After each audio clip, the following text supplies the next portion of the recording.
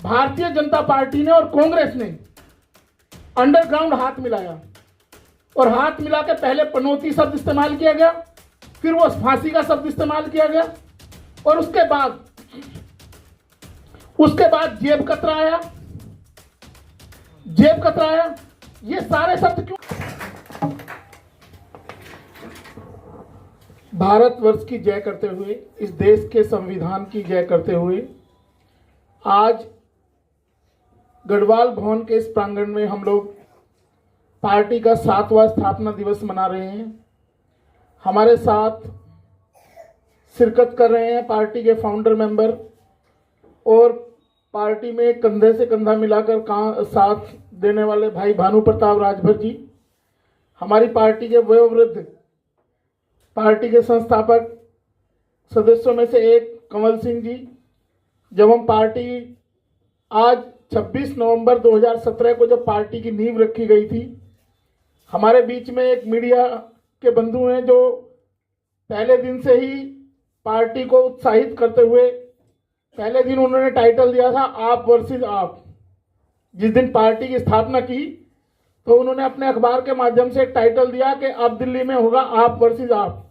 और वो आप वर्सेस आप जब हमने दिल्ली में चलाया तो कानूनी तौर पे वो कोर्ट में ज़्यादा चला, कानूनी लड़ाई ज़्यादा लंबी चली उसमें। साथियों, आज आपकी अपनी पार्टी पीपल्स अपने 7वें स्थापना दिवस पर आप सभी का स्वागत करती है इस कार्यक्रम में। और देश के संविधान के लिए आज हम सब लोगों के लिए, क्योंकि हम भारत के लोग हैं, we the people of India, तो आज हमारे लिए गर्व की बात है कि इस देश के संविधान के संरक्षक भारतीय सर्वोच्च न्यायालय के प्रांगण में संविधान निर्माता बाबा साहब डॉक्टर BR अम्बेडकर की एक प्रतिमा का अनावरण किया जा रहा है। और वो अनावरण भारत की महामहिम राष्ट्रपति माननीय द्रौपदी मुर्मू द्वारा किया जा रहा है। तो आप सब लोगों को बधाई। और मैं चाहूंगा कि इसका जोरदार तालियों से स्वागत करेंगे। देश की 75 साल की आज़ादी के बाद किसी के दिमाग में ये बात आई कि संविधान निर्माताओं को सही जगह पर सम्मान मिलना चाहिए। साथियों, ये जो कार्यक्रम है, पिछले 7 साल का सफर पार्टी का रहा। हमने कई राज्यों में चुनाव लड़ा। पिछले लोकसभा चुनाव से हमने शुरुआत की। 2019 में लोकसभा की 57 सीटों पे चुनाव लड़ा गया। उसके बाद महाराष्ट्र में चुनाव लड़ा, उत्तर प्रदेश में चुनाव लड़ा, अभी हम मध्य प्रदेश में चुनाव लड़ के आए हैं।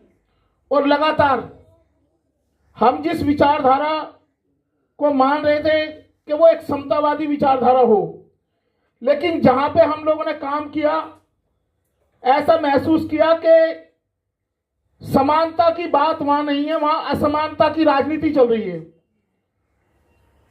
भारत के सर्वोच्च न्यायालय ने कहा इक्वल अमंग्स इक्वल, के जो बराबर लोग हैं उनके बीच में बराबरी होगी।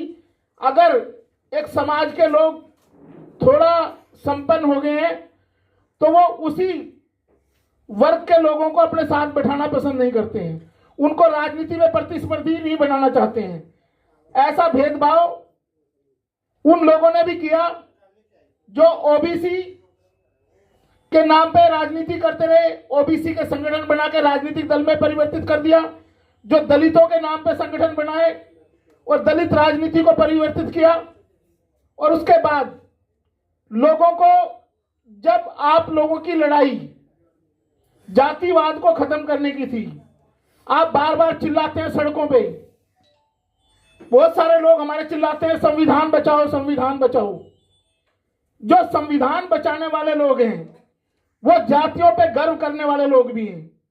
वो उनके घरों में जाकर देखो, बड़ा सम्मानित तरीके से लिखा होगा फलाना जाटो, फलाना हिंदू, ब्राह्मण समाज।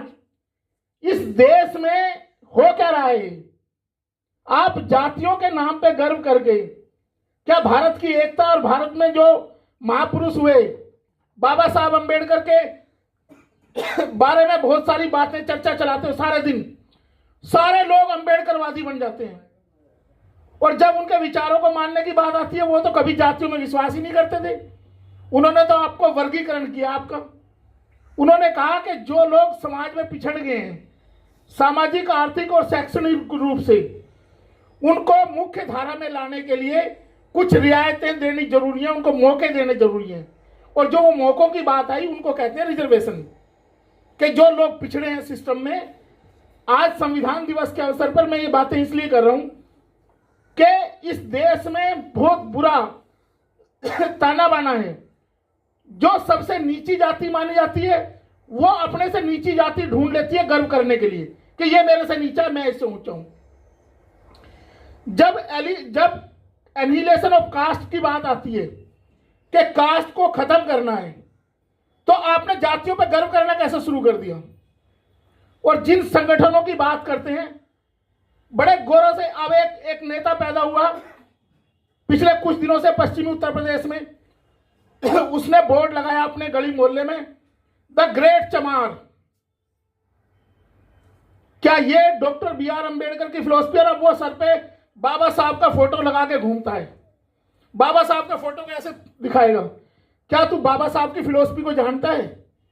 तुझे पता भी नहीं है कि बाबा साहब की फिलॉसफी क्या थी या बाबा साहब का विजन क्या था। आप कभी ग्रेट जाटव, कभी ग्रेट चमार, कभी ग्रेट यादव, कभी ग्रेट ब्राह्मण। ये कौन सा सिस्टम है? इस देश के संविधान को ऐसे चलाओगे आप लोग? जातियों पे गर्व करके देश के संविधान को नहीं मान सकते। जो लोग देश के संविधान को नहीं मानते हैं वही जातियों पे गर्व करते हैं। और डॉक्टर बी.आर. अंबेडकर ने ये बात कही कि जातियों पे गर्व करना इस देश का तुम लोगों के विनाश का कारण बनेगी। आज तुम करो जातियों पे गर्व, एक एक आदमी को अलग अलग। दलित की राजनीति कर रहे हैं तो दलितों में भी दलितों को ढूंढ रहे हैं। वो एक सुपीरियर हो रहा है, एक इंफीरियर होगा उसमें। इस तरह के हालात में ऐसे कार्यक्रम करते हो आप और फिर कहते हो कि जी हम देश के संविधान को बचाने चले हैं। जातियों के नाम पे संगठन बनाओ और देश का संविधान बच जाएगा। कैसे बचेगा संविधान?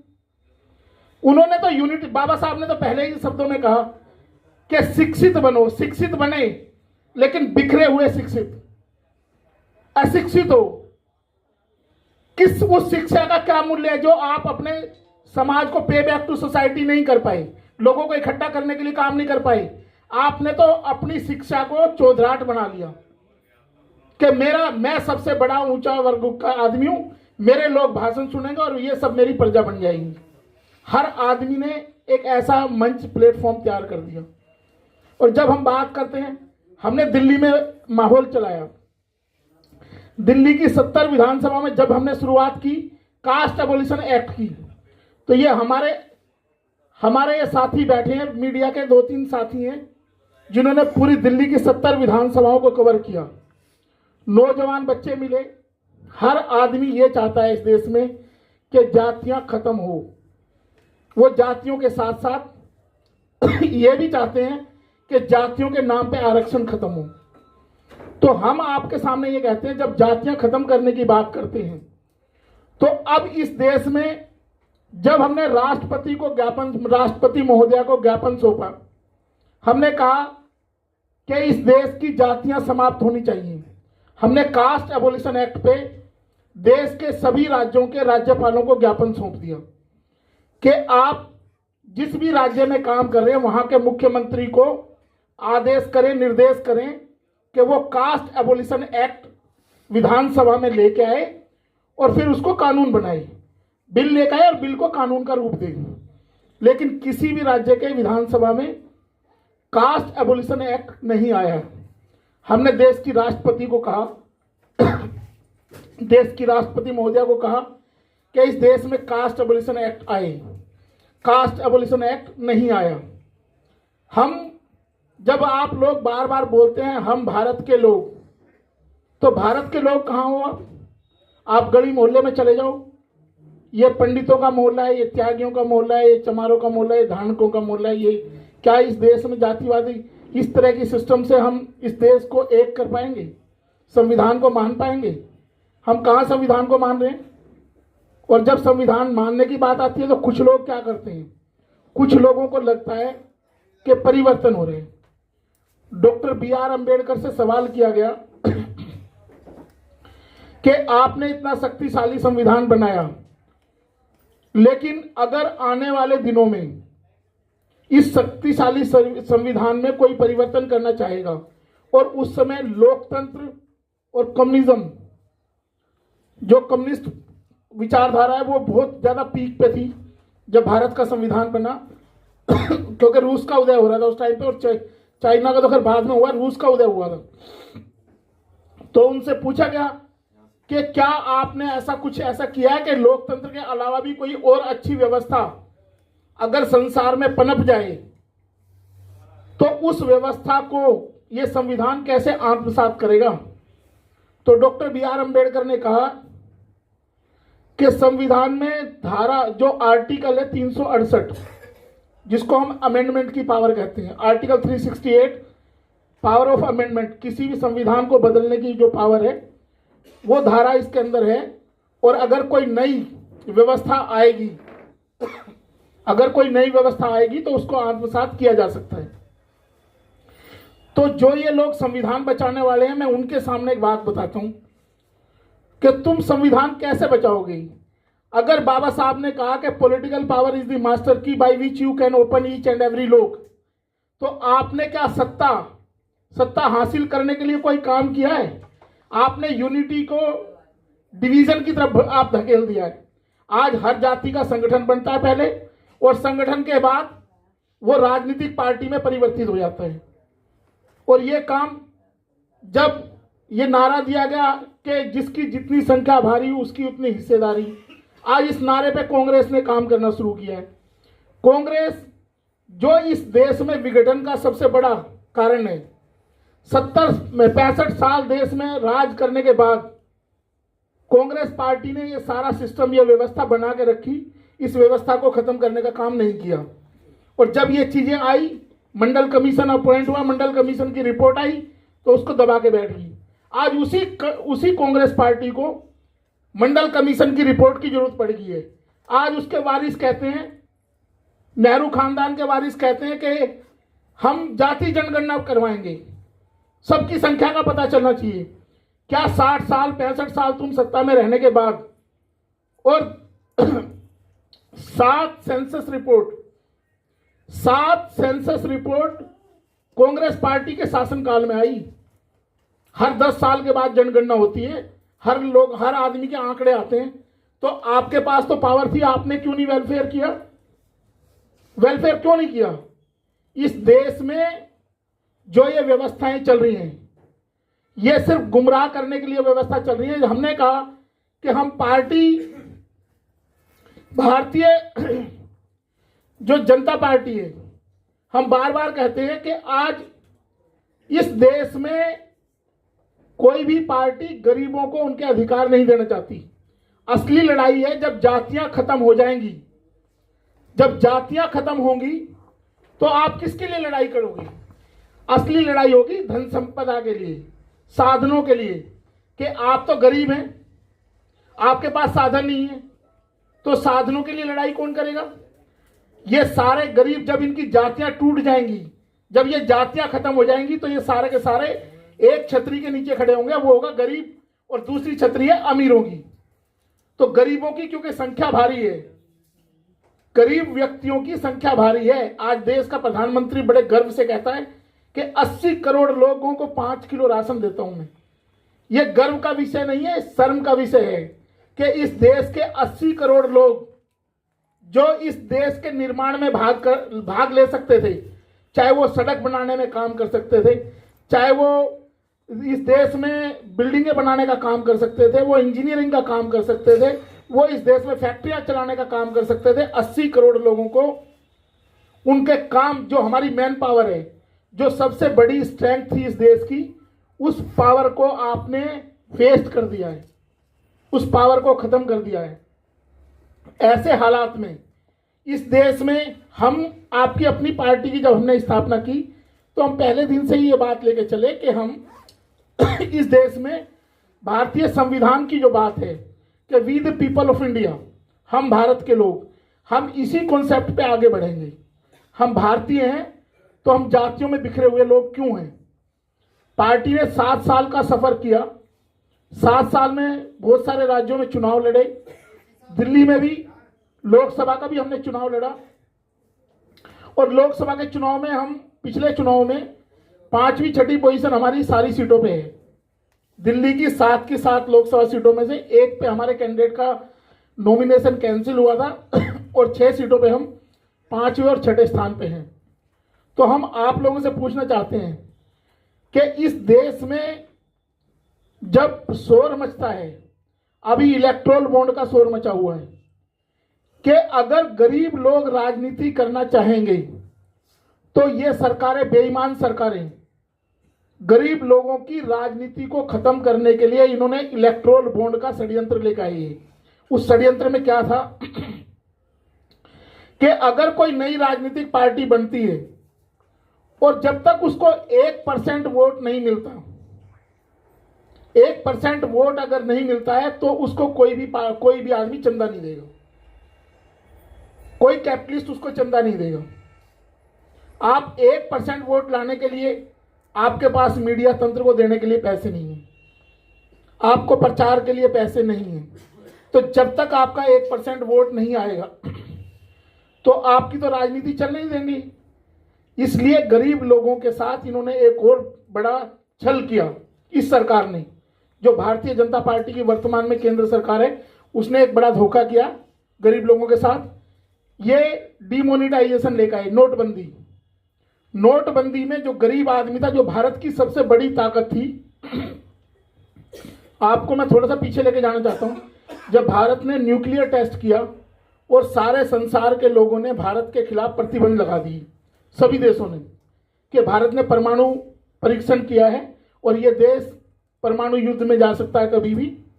तो न्यूक्लियर वेपन, जब हमने न्यूक्लियर एक्सप्लोजन किया तो उन्होंने रोक लगा दी कि भारत को हम पैसा नहीं देंगे। तो इस देश ने सारे प्रतिबंध होने के बावजूद, विदेशों से पैसा मिलने का रास्ता बंद होने के बावजूद, इस देश की इकोनॉमी, जो इस देश की अर्थव्यवस्था है, वो विकास की तरफ बढ़ी। तो उससे पूछा गया इंटरनेशनल फोरम में, जब प्रधानमंत्री मनमोहन सिंह जी थे, उसके बाद पूछा गया कि भारत में ऐसा क्या चीज है कि सभी लोगों ने पैसा देना बंद कर दिया और उसके बावजूद ये देश तरक्की कर रहा है। तो उन लोगों ने कहा कि भारत में एक बहुत बड़ी फाइनेंशियल स्कीम है जो किसी के रिकॉर्ड में नहीं है, उसका नाम है गुल्लक। कि भारत के हर घर में हर गृहिणी एक गुल्लक रखती है, अपने परिवार को चलाने के लिए कुछ सेविंग्स रखती है। वो उन सेविंग्स को, अगर वो सेविंग्स हैं तो भारत में कभी भी तंगहाली नहीं आ सकती। उस गुल्लक को नरेंद्र मोदी की इस भ्रष्ट सरकार ने गुल्लक को तोड़ दिया और जो नोटबंदी लाए, जो महिलाओं ने बेचारे अपने पैसे घरों में रख रखे थे, उन सारे नोटों को इन्होंने छीन लिया। नोटबंदी के नाम पे गरीब लोगों के पैसे छीन लिए इन्होंने। आज गरीब आदमी अपने पेट को भरने के लिए, सर्वाइवल के लिए काम कर रहा है, वो विकास के लिए नहीं। सड़क पे जाओ आपको किसी चेहरे पे हंसी नजर नहीं आएगी, कोई मुस्कुराता हुआ आदमी नजर नहीं आएगा देश में।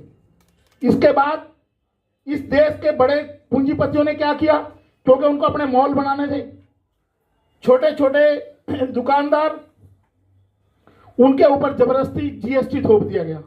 जीएसटी में 9% की हिस्सेदारी केंद्र सरकार की और 9% स्टेट गवर्नमेंट की करी गई, और सारा पैसा पहले सेंट्रल गवर्नमेंट के अकाउंट में जमा होगा।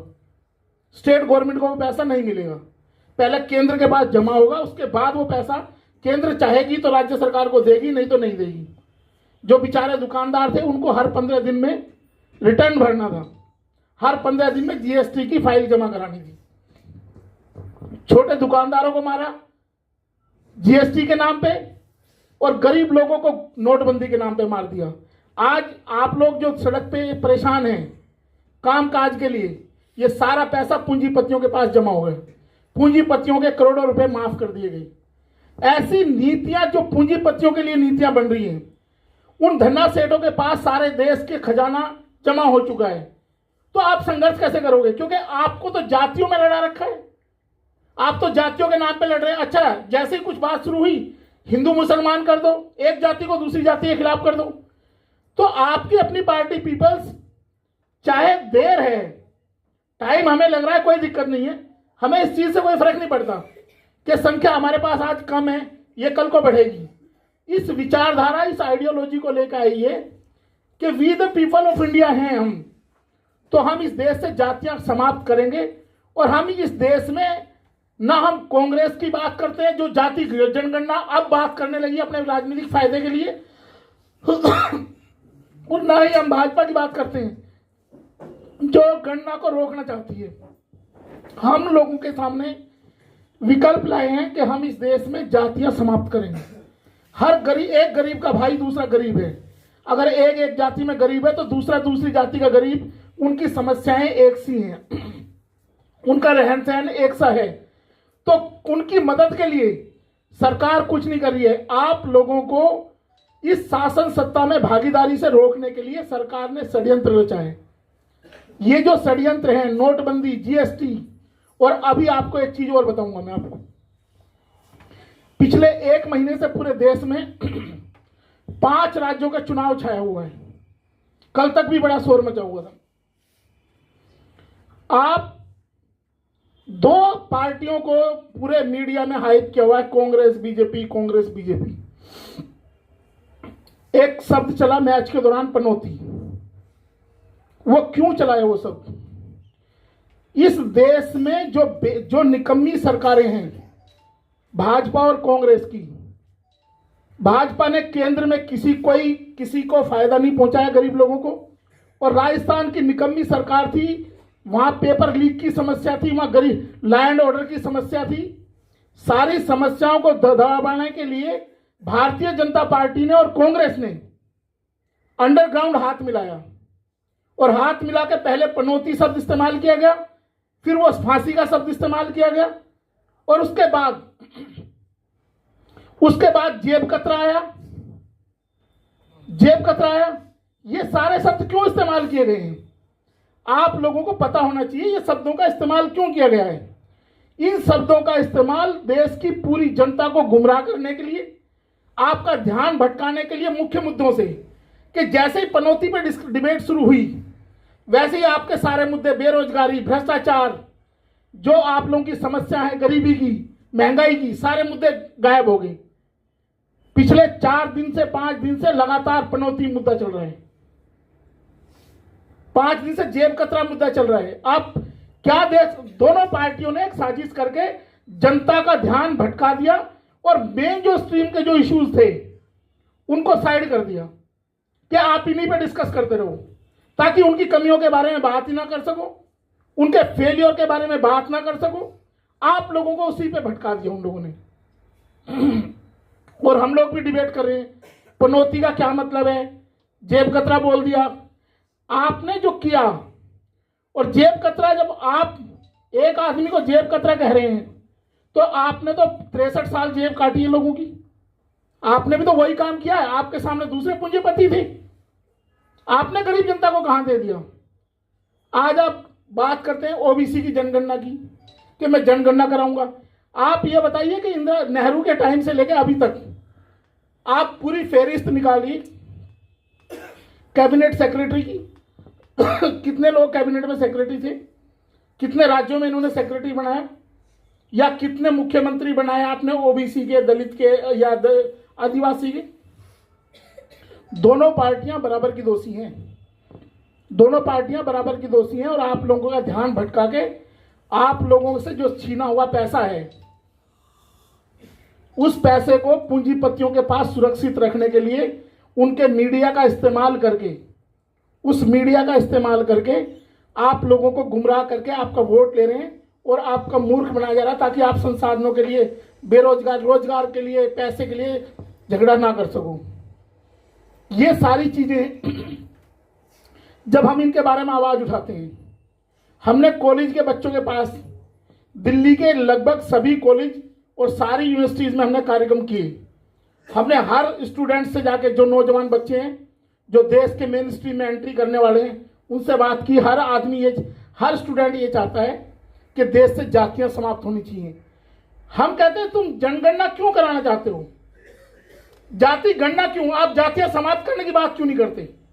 इनको पता है कि जातियां जिस दिन समाप्त हो जाएंगी तो ये जो पूंजीपतियों से पैसा लेकर अपनी जेबें भरे हुए हैं ये राजनीतिक दल, आज भारत में सबसे अमीर राजनीतिक दल है भारतीय जनता पार्टी। वो पैसा इलेक्टोरल बॉन्ड से उसको क्यों मिला है? आज रिश्वत का नाम इलेक्टोरल बॉन्ड हो गया है। रिश्वत का नाम इलेक्टोरल बॉन्ड कर दिया गया है। जो पहले कहते थे ना पूंजीपतियों ने पैसा दे दिया, रिश्वत दे दी, अब उसका नाम इलेक्टोरल बॉन्ड कर दिया कि जो उसके फेवर में पॉलिसी बनाएगा उसको वो उतना ही पैसा देगी, और वो लीगलाइज कि बैंक को पता होगा सरकार को, आप उसके बारे में कोई आरटीआई नहीं लगा सकते, आपको कोई जानकारी नहीं रहेगी। आपकी अपनी पार्टी पीपल्स लगातार इन मुद्दों पे काम करती रही। हमने दिल्ली में एक और मुद्दा उठाया, पिछले साल निगम का चुनाव। आपको मैं इसलिए ये सब चीजें बता रहा हूं कि हम सब लोग एक ही परिवार का हिस्सा, हम सब गरीब लोग हैं। कि जब हमने पार्टी की राजनीति शुरू की तो इन्होंने क्या किया, दिल्ली के इलेक्शन कमीशन ने उन्होंने कहा जितने भी रजिस्टर्ड दल हैं जो रिकॉग्नाइज नहीं है उनको निर्दलीय ट्रीट, उन कैंडिडेट को निर्दलीय ट्रीट किया जाएगा। हमने कहा भाई कानून तो कुछ और कहता है। हमने उसको चैलेंज कर दिया हाई कोर्ट में। हाई कोर्ट ने इमीडिएटली उस पर एक्शन लेकर इनको नोटिस इशू कर दिया। जैसे ही नोटिस इशू किया, आप गरीब लोगों को राजनीति से रोकने के लिए क्या हथकंडे अपनाते हैं। हमने जैसे ही उसको चैलेंज किया इलेक्शन कमीशन को कि आप हमारी रिकॉग्नाइज्ड पार्टी को, कॉन्स्टिट्यूशनल राइट को खत्म नहीं कर सकते। आप जो अनरजिस्टर्ड पार्टी, जो अनरिकॉग्नाइज्ड पार्टी है, रजिस्टर्ड पार्टी, उनके अधिकारों को नहीं हनन कर सकते, और ये फंडामेंटल राइट है, कॉन्स्टिट्यूशनल राइट है।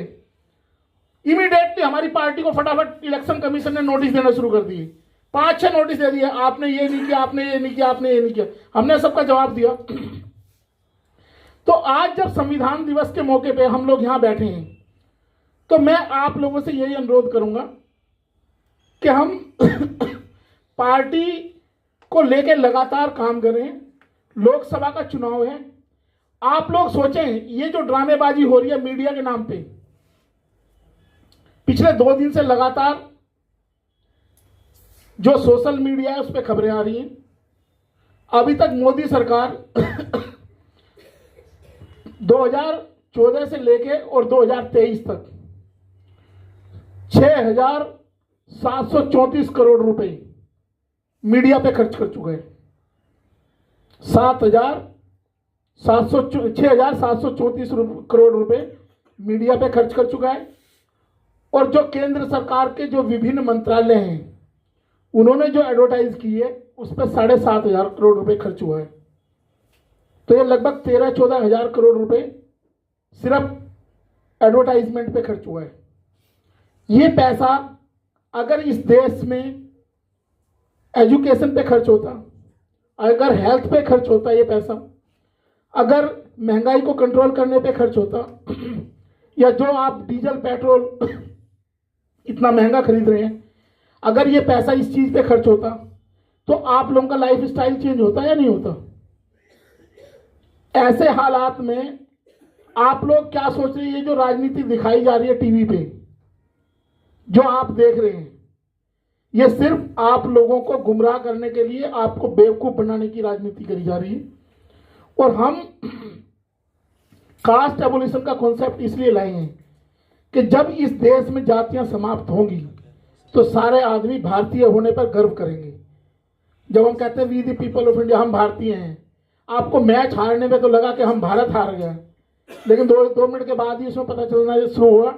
आपको पता है इस देश में पहली बार ऐसा घटिया और घिनौना कार्यक्रम चलाया गया कि देश के खिलाड़ियों की, जो खिलाड़ी देश को रिप्रेजेंट करते थे, उनकी अलग अलग जातियां बताई गई, कौन सा खिलाड़ी किस जाति का है। तो यहां भी आपने जातिवाद को बढ़ावा दिया और उस देश के खिलाड़ियों का भी अपमान किया है जो देश के लिए अपना सर्वस्व निछावर कर रहे हैं। तो आपकी अपनी पार्टी पीपल्स, इसलिए हमने 26 नवंबर 2017 को पार्टी की स्थापना के लिए सोचा कि आज संविधान दिवस है और आज से ही हम अपनी ये यात्रा शुरू करेंगे कि इस देश में हम कास्ट एबोलिशन के लिए काम करेंगे, जातियों की समाप्ति के लिए कानून करेंगे, कानून लाने का काम करेंगे। और पार्टी जब भी सत्ता में आएगी या सत्ता को प्रभावित करने का काम करेगी तो हम कास्ट एबोलिशन एक्ट लेकर आएंगे ताकि हम सब लोग भारतीय होने पर गर्व कर सकें, जातियों पर गर्व ना कर सकें। इसी वक्तव्य के साथ, क्योंकि आप लोगों को काफ़ी समय भी हो चुका है, मैं अपनी वाणी को विराम देता हूं और ऐसी उम्मीद करता हूं कि जो बात हम लोग कर रहे हैं आप लोगों के बीच में, आपके सामने, इन विचारों का प्रचार प्रसार आप लोगों के माध्यम से होगा, क्योंकि हजारों करोड़ देने की स्थिति तो हम लोगों की है नहीं मीडिया को, और ना हम दे सकते हैं। गरीब लोग जो चंदा देकर पार्टियां चलाते थे, उनकी कमर तोड़ दी गई है। आज कोई भी गरीब आदमी किसी राजनीतिक संगठन को चंदा देने के लिए तैयार नहीं है।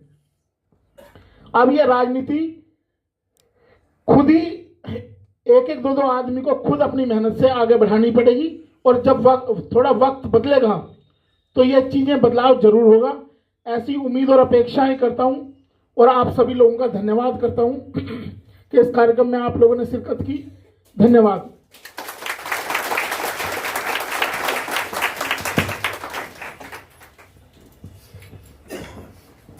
बहुत बहुत धन्यवाद राष्ट्रीय अध्यक्ष जी।